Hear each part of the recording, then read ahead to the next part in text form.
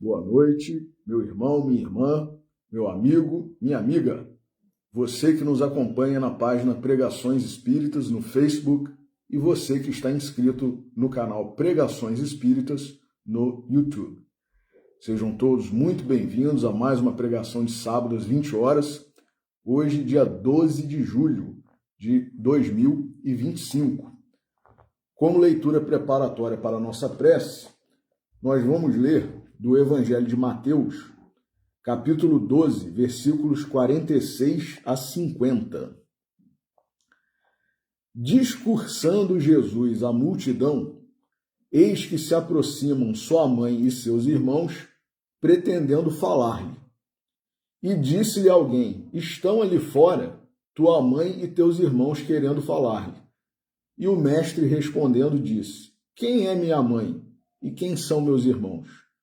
Em seguida, estendendo a mão para seus discípulos, acrescentou: eis aqui minha mãe e meus irmãos, porque qualquer que fizer a vontade do meu Pai que está nos céus, esse é meu irmão, minha irmã e minha mãe. Vamos fazer a nossa prece. Jesus, nosso Mestre, Deus, nosso Pai, amigos e benfeitores espirituais, espíritos familiares e simpáticos, nossos anjos guardiães. A todos vós pedimos a bênção, a intercessão, a inspiração, neste momento em que estamos reunidos em Teu nome, Senhor Jesus, para estudarmos as Tuas lições, o Teu Evangelho, a Tua boa nova, com o auxílio dessa doutrina maravilhosa que é o Espiritismo, e hoje refletindo sobre essa questão da família, de o que Tu consideras, Senhor, a família. Nós antecipadamente agradecemos por tudo que nos será trazido na noite de hoje e pedimos permissão para iniciar a pregação. Que assim seja. Meus amigos, esse tema é muito interessante e não sem motivos deve ser analisado de forma reiterada, sem que incorramos numa repetição. Não é mais do mesmo. Não é apenas uma repetição de uma história já contada, de uma análise já feita. Por quê? Porque toda vez que a gente vai falar sobre um determinado assunto, por mais que nós já tenhamos abordado esse assunto, novas abordagens surgem, novos aspectos são destacados e, principalmente, hoje, diante da crise moral, social que nós, seres humanos encarnados no planeta Terra, planeta de provas e expiações, num período de transição planetária, muitos de nós tendo a última oportunidade, de, neste plano, permanecer acompanhando o progresso que se efetivará daqui a algum tempo, mas que já começou, nós sabemos, como, por exemplo, disse Rui Barbosa uma vez, que a família é a célula máter da sociedade.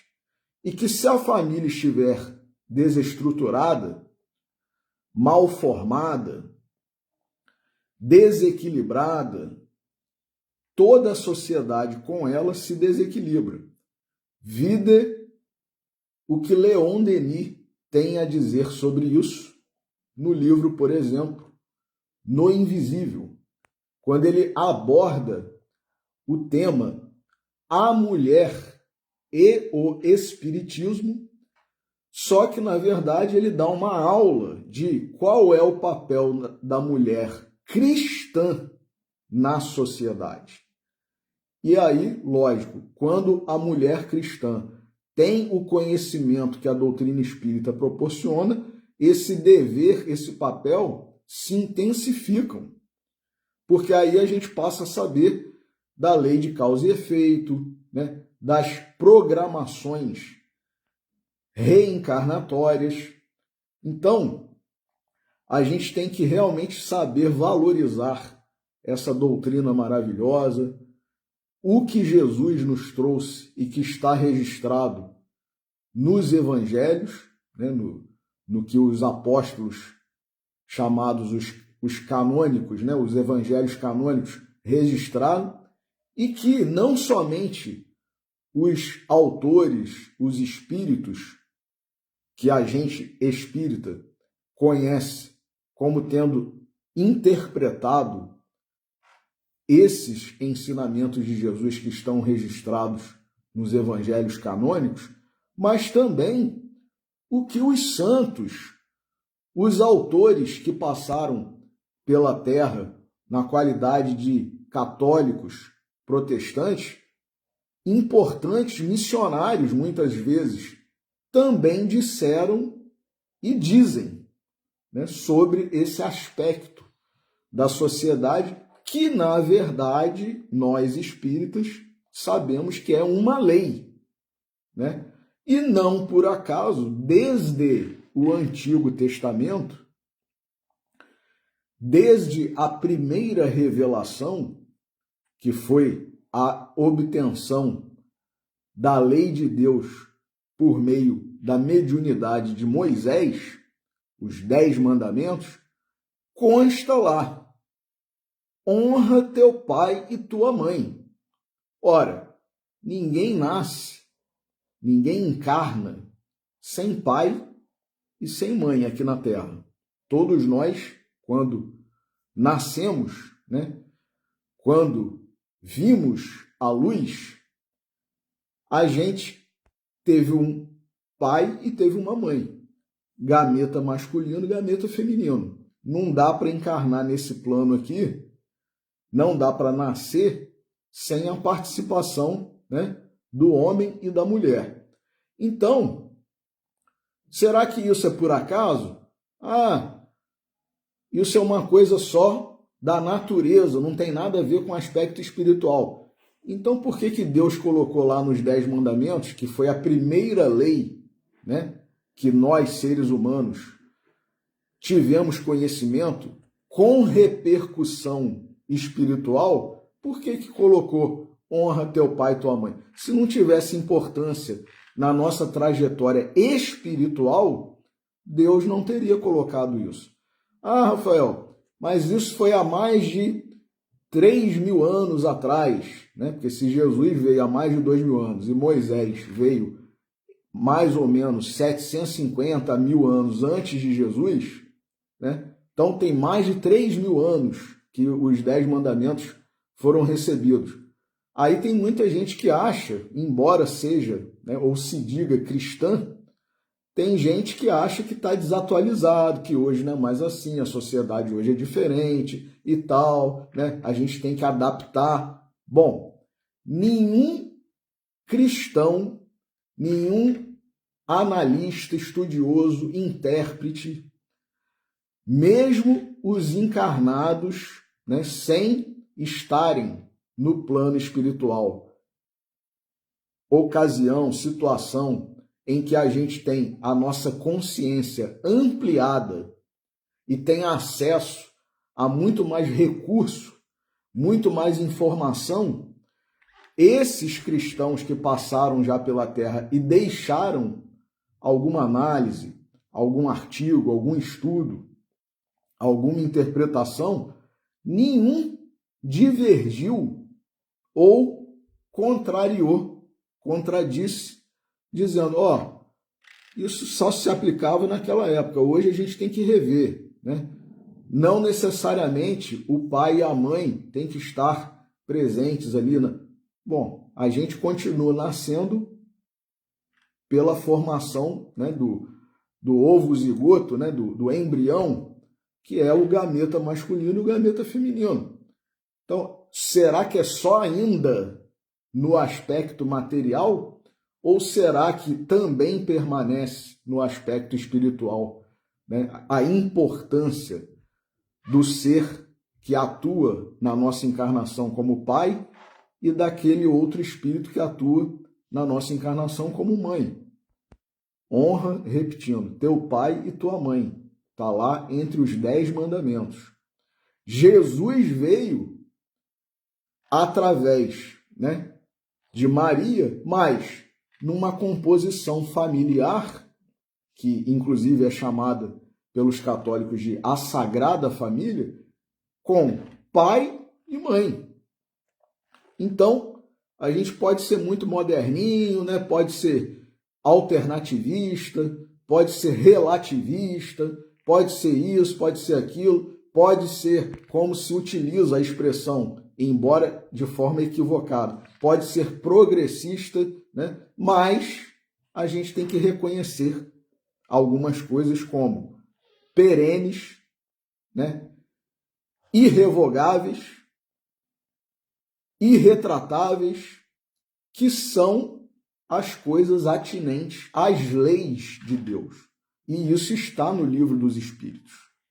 A lei de Deus é eterna e imutável. Então, meus irmãos, se está lá nos 10 mandamentos, honra teu pai e tua mãe, isso é eterno e imutável. Ah, mas se a gente não gosta, não quer, o livre-arbítrio está aí. Deus não tira o nosso livre-arbítrio.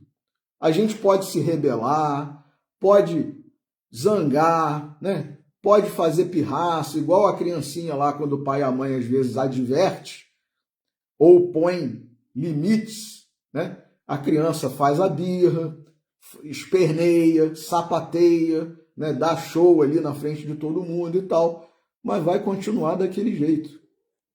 Então, a gente pode se rebelar? Pode. Nós somos espíritos com livre-arbítrio. E aí a gente pode seguir as orientações que o Pai nos dá, as leis, né? Ou nós podemos ser foras da lei. Cada um escolhe o seu caminho. Por que tem gente que já está vivenciando aí, em pleno ano 2025, as bem-aventuranças de Jesus? Ué, tem, Rafael? Tem. Um Bezerra de Menezes. Quem duvida, né, que um Chico Xavier na espiritualidade já não está vivenciando uma bem-aventurança aí que Jesus prometeu, um Eurípides Barçanufo, uma Célia Lúcius, né, e tantos outros, né, que eu não saberia. O próprio Emmanuel, por exemplo, né, que é o chamado por nós espíritos o quinto evangelista, isso na classificação dos evangelhos canônicos, né, porque outros registros há, outros evangelhos que não foram considerados como, assim, digamos, oficiais, e aí às vezes até se dá o título de apócrifos, né? Por quê? Porque foram registrados por outros discípulos, outros apóstolos, outras pessoas que conviveram com Jesus, mas não necessariamente a igreja, que é a nossa história comum no passado, não aceitou como sendo algo oficial, né? E não tem a validade de, por exemplo, doutrina, mas é válido para nós estudarmos, pesquisarmos, até compararmos, né? Uma escrita com a outra, um registro com o outro. Então a gente tem o livre-arbítrio. Eu posso seguir a regra, né?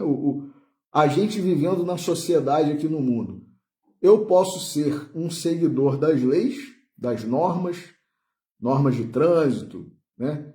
Normas penais, normas civis, ou eu ser um infrator, um criminoso. Eu posso? Posso, mas eu vou ter que arcar com as consequências disso. Na lei espiritual, na lei divina, é a mesma coisa. Ah, eu não quero, eu não concordo, eu não acho que tem que ser assim. Tudo bem, é a sua liberdade. Mas é assim, e você, se não seguir, vai arcar com as consequências pela desobediência, pela infração, né, que você está a cometer. Então, por que Jesus, que é o nosso modelo e guia, segundo a questão 625 de O Livro dos Espíritos, por que ele veio também numa família como, né, essa, que é, digamos, a família tradicional? né? O modelo de família, de composição familiar tradicional. Jesus não é o nosso modelo e guia. Ele podia vir do jeito que ele quisesse, ele podia até vir sem família, se ele quisesse. Ele poderia aparecer aqui no planeta como um agênere, por exemplo. Mas é esse o modelo que nós temos que seguir? Não. Nós temos que seguir o modelo que ele veio demonstrar, como sendo, ó, esse é o caminho correto. É assim que vocês têm que agir, é assim que vocês têm que crescer, é assim que vocês têm que ser criados, né? Então, a gente pode se revoltar, pode se rebelar, pode discordar, pode não aceitar, pode falar que é isso ou aquilo, está desatualizado. Mas é assim. É assim e, como eu disse há pouco, sendo uma lei de Deus, é eterno e imutável. Então, Jesus, quando foi abordado pelo jovem moço rico, perguntando o que deveria fazer para herdar a vida eterna e tal, Jesus, dentre os 6 mandamentos que disse para o rapaz, ó, se você fizer isso, você pode alcançar, né, a vida eterna, e o rapaz disse, ó, eu já faço essas coisas, desde a minha mocidade, né, porque era um jovem ainda, mas com um pouco mais de idade, não era um adolescente, né, era um jovem adulto. Mas ele disse, eu faço isso tudo aí desde a minha mocidade. Dentre esses 6 mandamentos que Jesus verbalizou para ele, estava, honra teu pai e tua mãe. Então, olha só, como é que a gente vai receber uma confirmação dessa de Jesus em relação a esse mandamento especificamente, achando que, não, isso foi só lá na época de Moisés. Por quê? Pergunto eu.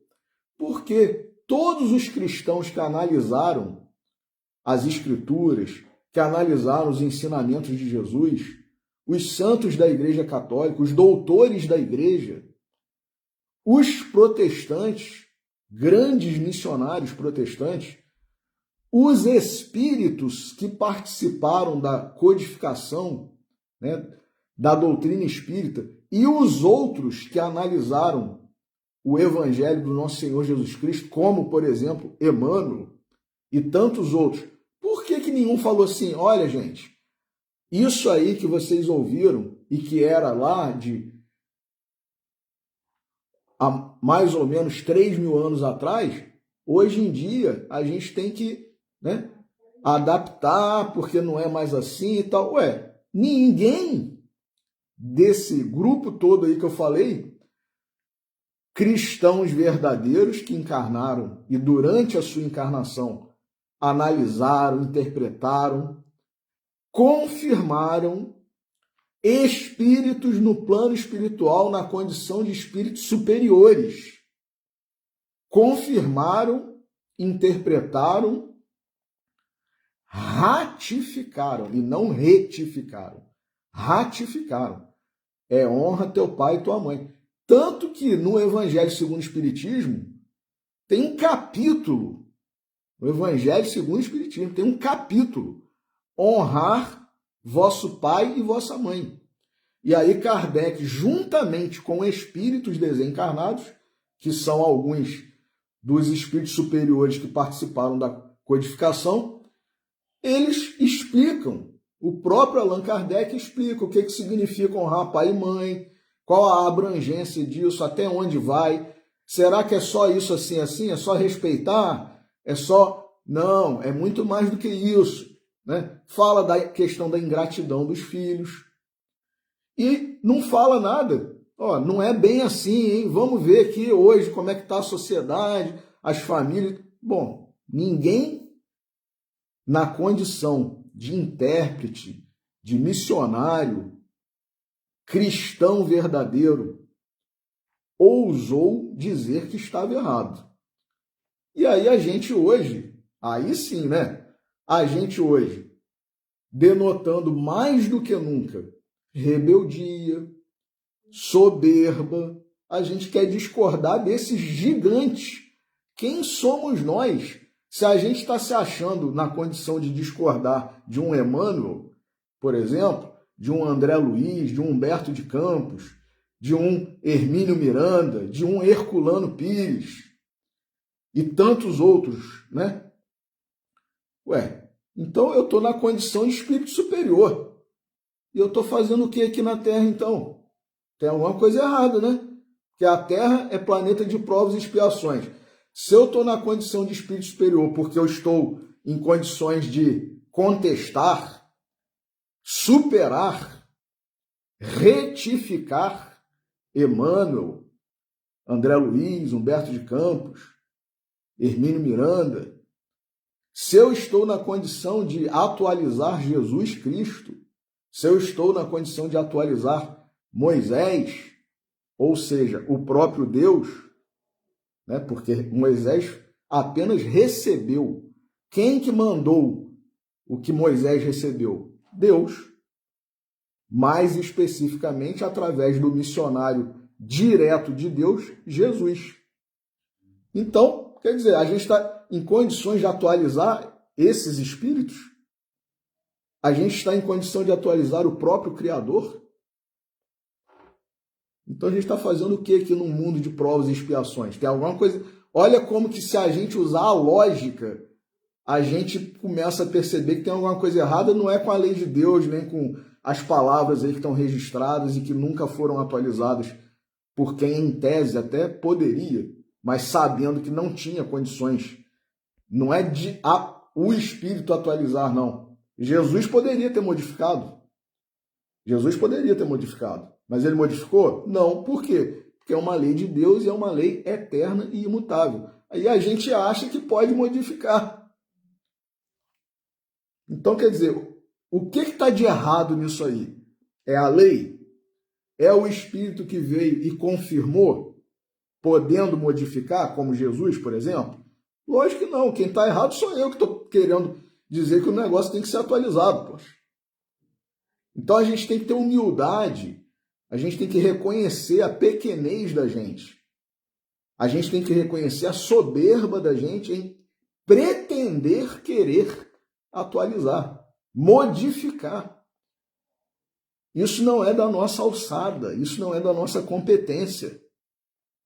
Isso não é da nossa alçada, isso não é da nossa competência.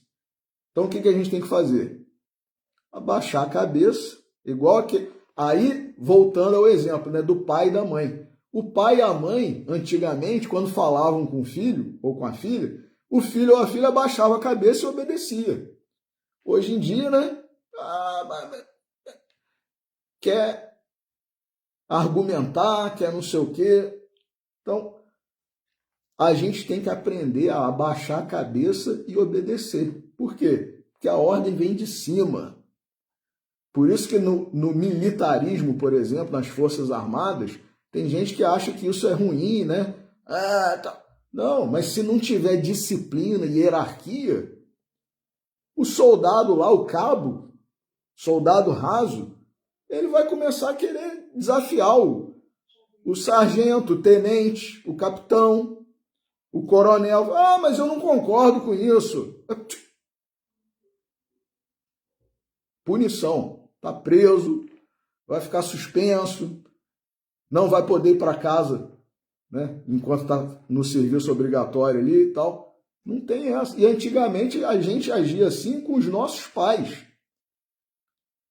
Os nossos pais, os nossos avós, eles tinham autoridade sobre a gente. Hoje em dia, nem pai tem autoridade mais sobre o filho, nem mãe. Professor, né? Antigamente se respeitava o professor. Quando o professor adentrava a sala de aula, todos os alunos já estavam lá dentro esperando e se levantavam para receber o professor de forma respeitosa. Hoje em dia o professor entra, o aluno continua de costas, conversando com o colega, fazendo bagunça. Então, quer dizer, e aí a gente acha que a gente está certo? A gente fazendo isso? Quer dizer, o mundo está de ponta cabeça. Mas tudo isso está previsto. Tudo isso está previsto. Está acontecendo como tinha que acontecer. Só que amanhã ou depois ninguém pode saber, eu não tive oportunidade, não me deram chance. Eu que fui rebelde, eu que não quis me adaptar ao certo, à lei, né? E aí, o que eu vou fazer? Qual vai ser a consequência? Meu amigo, né? Você está atrapalhando aqui né, a execução dos planos, né? É aquele famoso aluno que já perdeu tantas vezes de ano, seja no serviço, na educação pública, seja na educação particular, na educação privada, que os diretores, ou do colégio público ou do colégio particular, falam assim, olha só, você está atrapalhando o sujeito lá que está querendo a sua vaga para estudar, porque você está aqui, não está fazendo, né, um bom aproveitamento aí do ensino, né, já perdeu de ano 3, 4 vezes e tal, e tem gente querendo estudar, então eu vou convidar você a se retirar. Né, é o tal do ser jubilado. Ó, você vai ter que ceder sua vaga. Então, se a gente não quiser participar do avanço, do progresso, da evolução, meu amigo, tem espíritos aí querendo aproveitar essa oportunidade. Você não está querendo aproveitar? Então, você vai ter que ir para o outro colégio lá, que é o famoso exílio, que já aconteceu dos capelinos quando vieram para cá. E aí, repito, né, alguns de nós acham-se que são os capelinos, né? Eu tenho a impressão que eu sou um capelino e tal. E aí eu não verbalizo isso para a pessoa que fala isso, mas eu penso na hora. E você está fazendo o quê aqui que todo mundo já voltou? O pessoal já voltou lá para a capela, já se quitou aí, já se, né, programou para fazer o que tinha que fazer e tal, e voltou. Quer dizer, avançou. E eu estou aqui ainda, na condição de capelino, então, meu amigo, tá indo para o colégio só para comer merenda? Tá aprendendo o quê? Tá matando aula? Né? Então, acontecerá de novo. Se nós não acompanharmos, se nós não nos adaptarmos à lei, se nós não adaptarmos ao progresso verdadeiro, progresso espiritual, progresso moral, Rafael, ó, infelizmente você vai ter que sair. Então, né, é a parábola das 10 virgens. Ah, eu não posso depois, na hora lá da festa, falar, puxa vida, me dá um pouquinho aí do seu azeite que minha lâmpada está apagada aqui. Ó, infelizmente, esse azeite aqui é só para minha lâmpada. Alguém vai falar para mim isso. Poxa, mas eu vou ter que ir lá não sei aonde tentar achar azeite aí a essa hora? Quando eu voltar, já aconteceu a festa, já. Mas aí o que eu vou fazer? Né? Então, é a evolução de cada um. Eu não posso ceder para alguém o que eu conquistei de evolução. E ninguém pode ceder para mim também. Se eu estou preguiçoso, então, ó, você vai para o time dos preguiçosos. O time do pessoal já mais ativo, né? Esse time não tem, né? Nos esportes aí, né? No futebol e tal, tem os titulares e tem os reservas. A gente quer ficar em qual, né? Qual composição, né? Então, é isso. Aí, tendo a confirmação de Jesus em relação a esse mandamento, né? Honra teu pai e tua mãe. Tendo ele vindo numa família, né, composta por pai, mãe e ele sendo o filho. Tendo o espiritismo confirmado. Antes do espiritismo, o próprio protestantismo. Lutero, né, ele não concordou com algumas coisas que estavam acontecendo à época dele, né, na Igreja Católica, mas ele não alterou o Evangelho do nosso Senhor Jesus Cristo, nem o Antigo Testamento. Não alterou a lei de Deus, não. Ele alterou alguns procedimentos realizados pela Igreja. Mas o Evangelho do nosso Senhor Jesus Cristo ele não alterou. E nem o Antigo Testamento. E o Espiritismo a mesma coisa. Não alterou nada. Confirmou. E os espíritos que vieram depois, como eu falei, Emmanuel, André Luiz, Humberto de Campos e tantos outros, né? Joana de Ângeles, enfim, confirmaram também. E vão confirmar sempre, porque é assim. É assim. Então, vindo agora aqui para o texto de Vinícius, né, desse livro maravilhoso aí, ó, Nas Pegadas do Mestre, mais um confirmando. Não tem alteração, não tem atualização, não tem nada disso. É confirmação. Às vezes com uma abordagem mais próxima do nosso entendimento. Por quê? Porque a gente é espírito atrasado, a gente precisa de amigos, ajudadores, cooperadores, para traduzirem para nós outros o que Jesus quis ensinar. E aí a gente acha que a gente está assistindo o filme em outro idioma com a legenda em língua portuguesa. E a gente do dia para a noite fala assim, agora eu vou desligar a legenda, eu vou assistir sem legenda. Vai entender o quê? Nada. Mas a gente acha que a gente já consegue entender. Não, eu vou entender, eu vou assistir o filme, eu vou entender e eu vou fazer a legenda depois. Puxa vida. Eu não tenho curso, né, de inglês, eu não tenho curso de francês, eu não tenho curso de espanhol, eu não tenho curso de russo, eu não tenho curso de alemão. Eu assisto filmes com esses idiomas no áudio e depois eu falo assim, eu que vou fazer a legenda. Vocês imaginem o que não vai sair de legenda, né? É o nosso comportamento, a nossa postura, querendo fazer essas atualizações aí da lei de Deus, do Evangelho de Jesus, da doutrina espírita. Então imagina o que não vai sair de escrito aí, né? De legenda, né? Ó, tá dizendo isso, é assim, ó, isso assim, assim, é assim. Meu amigo, você tá ouvindo no idioma, você tá achando que você tá entendendo, você não tá entendendo nada. Então, é o famoso, cada um no seu quadrado. Você tem competência, você tem capacidade, você tem atribuição para isso? Não. Então, assiste com legenda. É melhor, você vai entender melhor. Então, ó, a família de Jesus. Eloquentíssima lição. Olha só o primeiro parágrafo que Vinícius escreve. Eloquentíssima lição. Os laços que verdadeiramente ligam os seres entre si na constituição da família não são os da carne nem do sangue, mas sim os do espírito. Os que verdadeiramente ligam os seres entre si na constituição da família.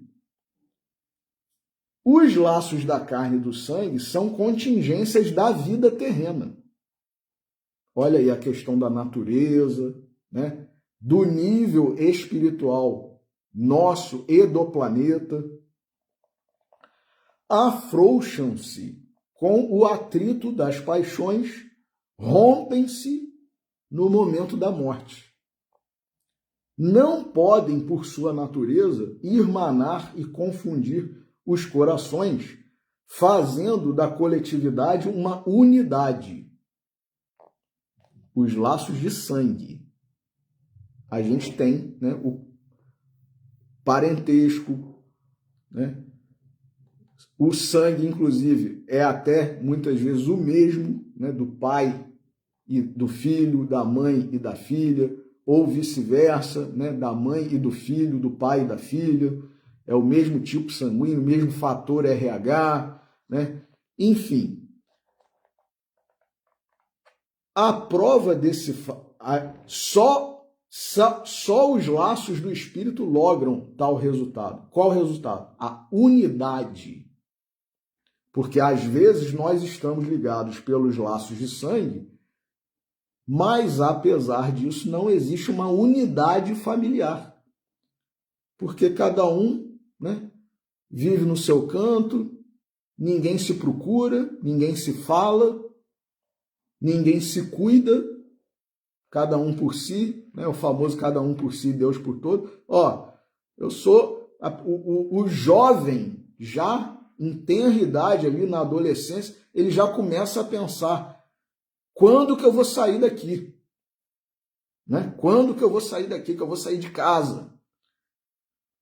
Há, né, espíritos encarnados que com pouca idade já saem. Ah, eu vou viver minha vida. Tchau para vocês. Né? E às vezes a própria família, né, se desmantela, se desintegra. Por quê? O pai resolve abandonar a família. Às vezes a mãe, por mais curioso que isso seja, né? E Emmanuel tem uma frase muito interessante que ele diz que a mulher que odeia é uma exceção. Né? Ou seja, a falta de amor na mulher é algo, né, que não é o natural e o comum, embora a gente tenha visto, né, isso crescer hoje em dia na nossa sociedade, no nosso mundo. Mas, enfim, há homens que falam, olha só, chega, não aguento mais isso, fiquem vocês aí que eu vou viver a minha vida. Né? Não tem muitas vezes maturidade, chegou a constituir uma família, mas não tem maturidade para ser, né, um componente como chefe de família, não tem maturidade para ser um marido, não tem maturidade para ser um pai. Está como marido, está como pai, mas não tem maturidade, não tem responsabilidade. E chega uma hora que fala assim, olha só, ou ele fala isso, ou então a esposa fala, olha só, não dá mais, porque você está agindo como se você fosse um adolescente, um solteiro, sem mulher, sem filhos. E aí desfaz-se a família. Né? Ou ele desiste, não dá, eu achei que ia ser de um jeito, estou vendo que é de outro e tal, e eu vou... Você fica aí, né, com o nosso filho, com a nossa filha e tal. Às vezes a mulher faz isso, né, por incrível que pareça. Há, né, famílias hoje, né, apenas com o pai e os filhos.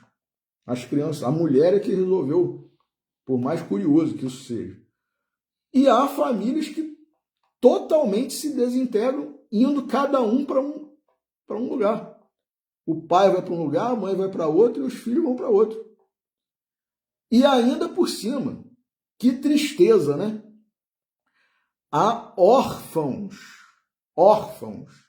de pais vivos, encarnados. Às vezes as crianças são colocadas em instituições, tendo pai e mãe vivos.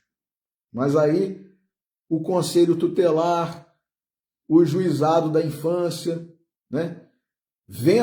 O Ministério Público, vendo que as crianças estão abandonadas, apesar de terem pai e mãe vivos, o que faz? Institucionaliza a criança. Olha que tristeza, meus irmãos. Mas o que é isso, na verdade? Isso é a culminância do egoísmo. Eu não quero saber de família, eu quero saber de mim. Não quero cuidar de ninguém. Então a gente vê aí, né, a sociedade do jeito que está. Mas às vezes, famílias há que não se desfizeram, não se desmantelaram, não foi cada um para um canto viver sua vida, está todo mundo vivendo sob o mesmo teto. Só que é pró forma, né? Por quê? Porque a mãe trabalha o dia inteiro, chega a casa, não dá assistência nenhuma para os filhos, não pergunta nada, né? Vai lá pro sofá ou para sua cama para ver sua Netflix ou sei lá o que, a sua série, o seu filme, ou fica no celular vendo as novidades das redes sociais. O pai, a mesma coisa, né? As crianças vão para o colégio e voltam e também, né, não perguntam nada e também não querem saber de nada e nem demonstrar, apresentar nada para o pai e para a mãe. E aí daqui a pouco, né, cada um está, apesar de viver sob o mesmo teto, cada um está vivendo sua vida de forma praticamente isolada, cada um por si, né? E aí eu vi uma vez uma família em que a criança, por permanecer muito tempo com a babá, ela não ia ao colo da mãe. Quando a mãe vinha para pegar a criança do colo da babá, a criança virava e queria ficar com a babá. Por quê? Porque não está acostumado com a mãe. Só isso. Não está acostumada com o colo materno. Gente, isso é cena de filme às vezes, né? Mas é a realidade muitas vezes. Então, assim, olha o grau de desequilíbrio, de doença que a nossa sociedade, o nosso mundo vive hoje.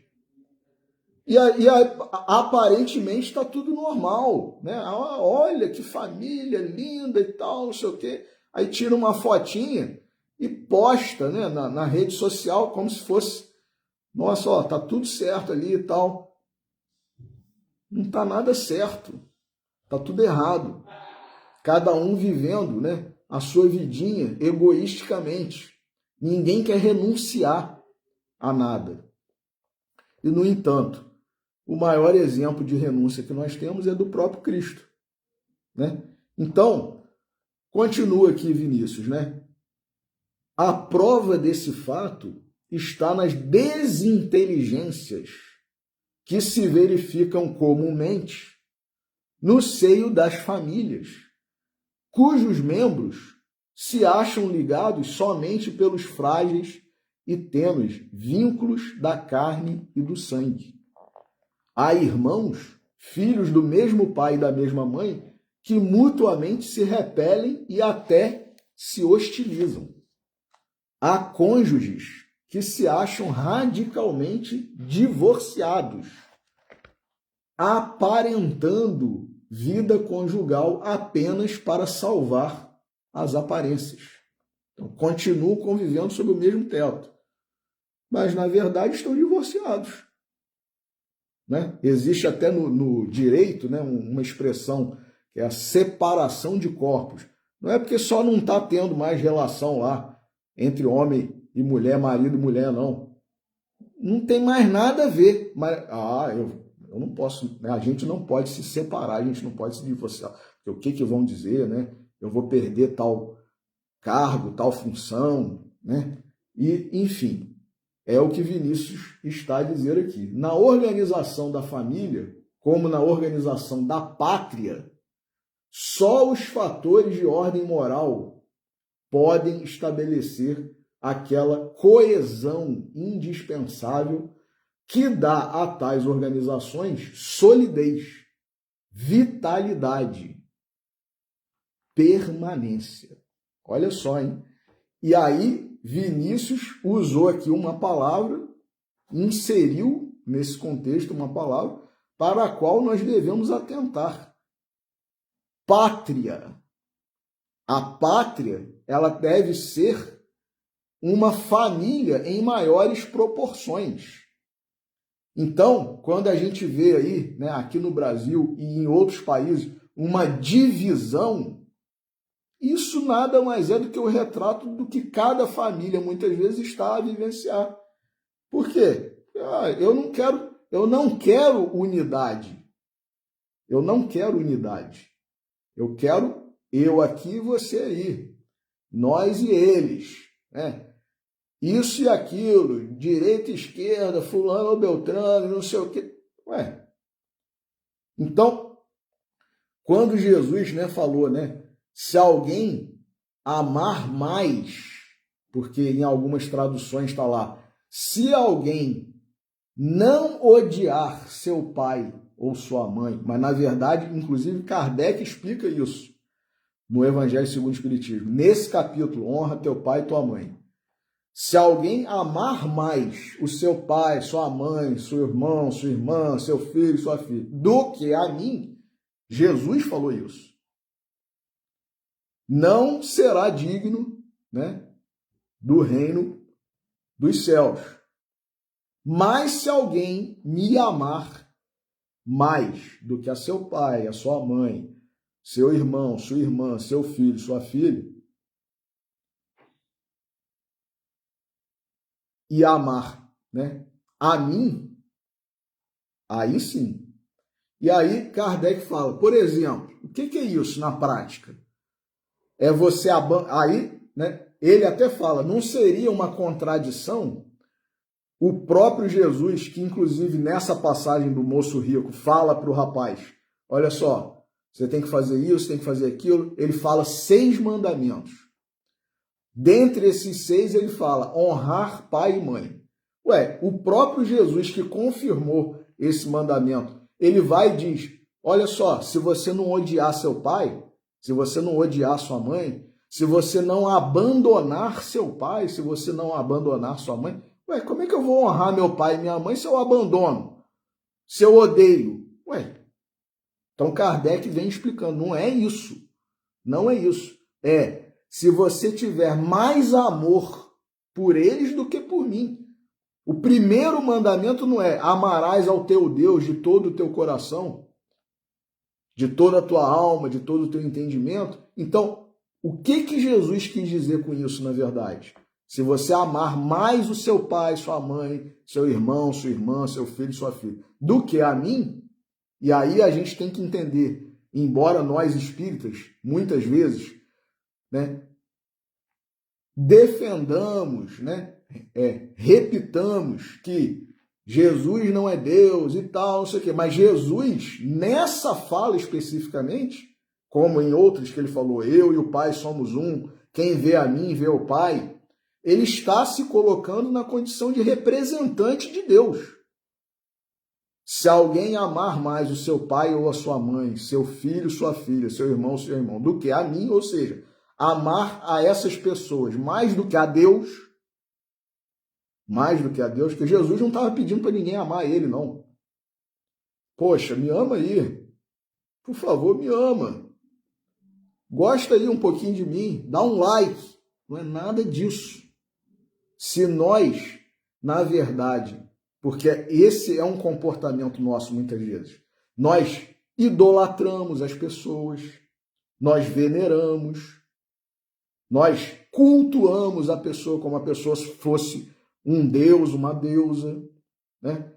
Então, olha só, você está valorizando mais, você está adorando,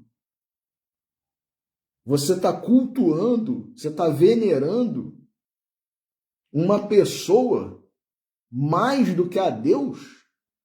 Essa é a questão.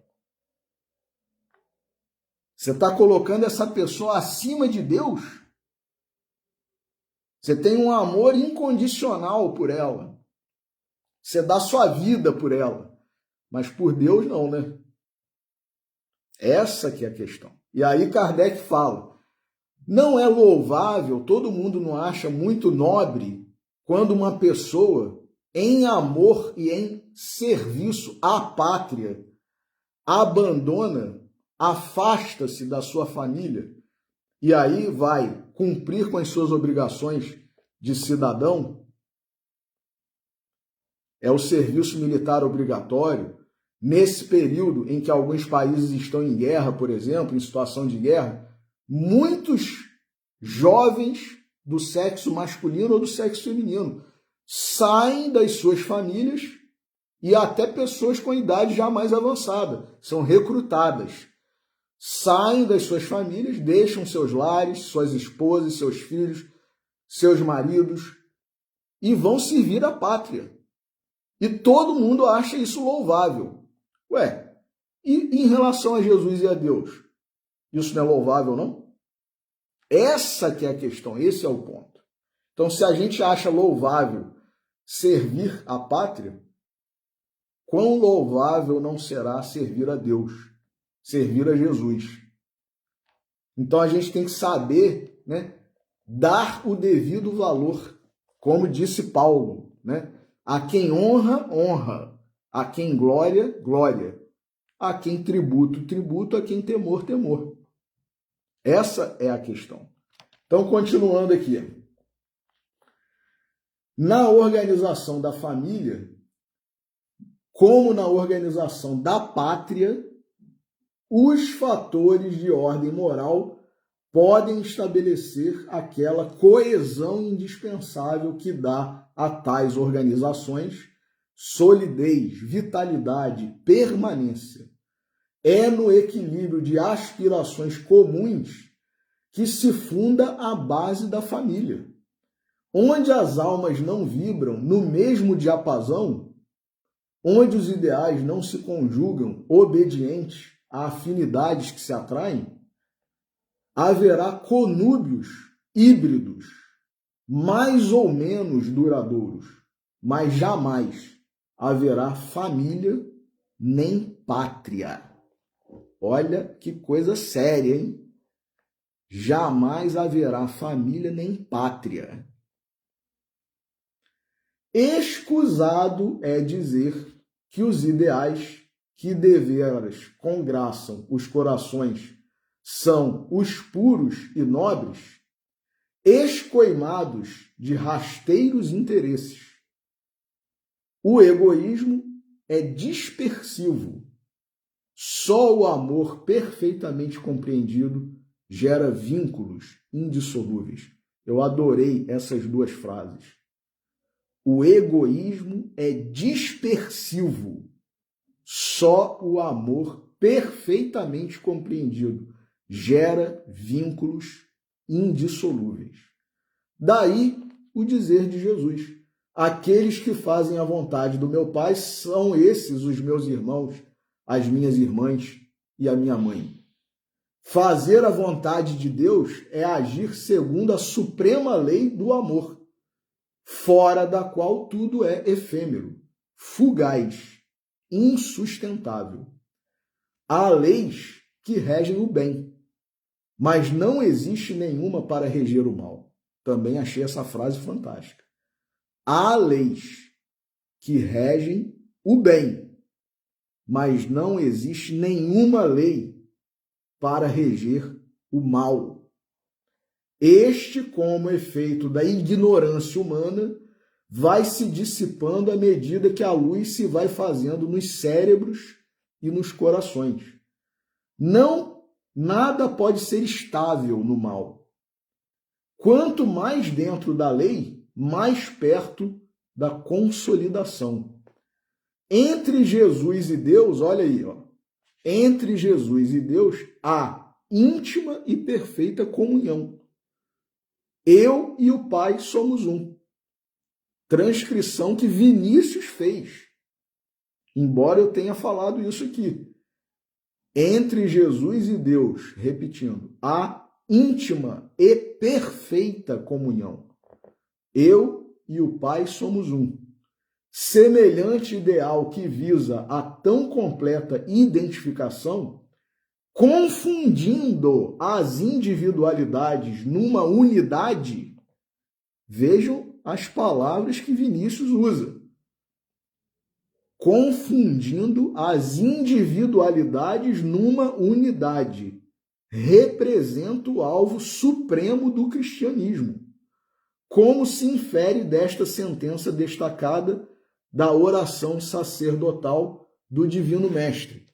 Pai, quero que todos os seus discípulos de então e de todos os tempos sejam um em mim, como eu já sou um contigo. Eu neles e tu em mim, para que desse modo todos se aperfeiçoem na unidade. A verdade unifica, o erro dispersa. Essas duas frases eu também adorei. A verdade unifica, o erro dispersa. Se os homens conhecessem a lei e procurassem obedecer-lhe, olha aí a questão de nós seguirmos a lei, nós nos adaptarmos à lei, nós abaixarmos a cabeça com humildade, aceitando a autoridade de Deus, de Jesus, dos espíritos superiores. Se os homens conhecessem a lei e procurassem obedecer-lhe, na organização da família evitariam inúmeros dissabores e dolorosos sofrimentos. Infelizmente, porém, quando tratam de o fazer, cuidam de tudo, menos dos fatores de natureza espiritual. Casam-se corpos, não se casam almas. Previnem-se os interesses temporais, menosprezando-se por completo os interesses espirituais.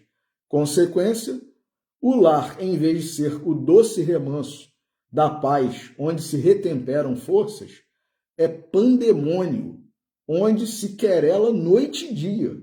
Ou então é masmorra, onde todos vegetam e ninguém vive com alegria de viver. A famosa frase lar, doce lar, só vale, só acontece, só é real, quando a gente está na condição de quê? De espírito que converge, que se entende, que renuncia em prol do outro, deixa de fazer alguma coisa, né, de comprar alguma coisa para beneficiar a família, dá um pouquinho do seu tempo, né? Mas não, me deixa aqui que eu estou no meu seriado, eu estou no meu computador, né? Eu estou no meu jogo, eu estou no meu sono, eu não quero saber, se vira aí. Isso é família? Seu pai, sua mãe, sua irmã, seu irmão, seus filhos estão precisando ali de você. Me deixa aqui. Isso é família? E aí vale para todo mundo, né? Não é só o pai e a mãe em relação aos filhos, não é só o marido em relação à esposa e a esposa em relação ao marido, não. É todo mundo. Todo mundo tem que aprender a renunciar um pouquinho. Por isso que a gente nasce aqui na Terra através de uma família. Pelo menos uma composição ali conjugal, né? Pai e mãe. Para a gente aprender que, como dizem os espíritos superiores, né? Nessa primeira escola aí, nessa primeira oficina, começar a aprender, começar a trabalhar algumas questões que são cruciais, são fundamentais. Porque como que a gente vai evoluir, né? Se a gente não... Aí, nesse capítulo também do Evangelho segundo o Espiritismo, honra teu pai e tua mãe, Kardec fala assim, como que a gente vai amar o próximo? Jesus não falou? Amarás ao teu Deus e amarás ao próximo. Toda a lei e os profetas estão contidos nesses dois mandamentos. Mas como que a gente vai amar o próximo? Alguém estranho na rua e tal? Se dentro da nossa família a gente não ama, não consegue renunciar, não consegue se doar um pouquinho. Então, quer dizer, voltando aqui para o texto de Vinícius. O lar, organizado sob a égide sagrada da lei, há de ser a verdadeira igreja do Cristo, conforme a promessa, onde estiverem 2 ou 3 reunidos em meu nome, aí estarei eu no meio deles. Olha só, a família pode ser uma igreja. E precisa ter alguma cerimônia religiosa para que essa família seja uma igreja? Não, é só viver de acordo com a lei de Deus. Um aceitando o outro, um tolerando o outro, um renunciando em benefício do outro, um cuidando do outro, um amando o outro. Olha a igreja de Jesus aí. Dentro da família. Dentro da família. Cada chefe de família assim constituída será o sacerdote desse templo augusto. A esposa e mãe, cônscia dos seus deveres, será o anjo abençoado, abrindo sobre ele suas brancas asas, a fim de abrigá-lo das intempéries do mal.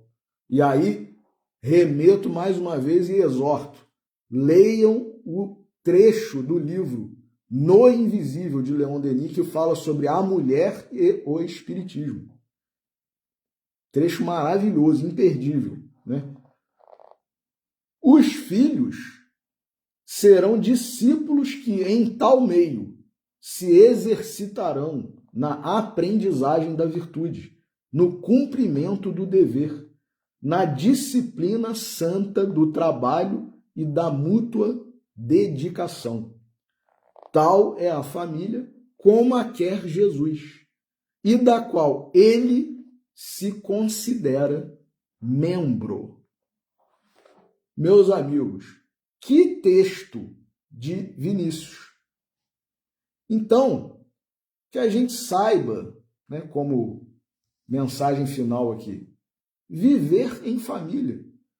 Que aí a gente vai conseguir viver em sociedade, a gente vai conseguir viver como povo de uma nação, constituindo assim uma pátria. E aí a gente vai poder, quem sabe, Deus queira, habitar, né, o mundo novo aí, mundo de regeneração, né? Os bons herdarão a terra, disse Jesus.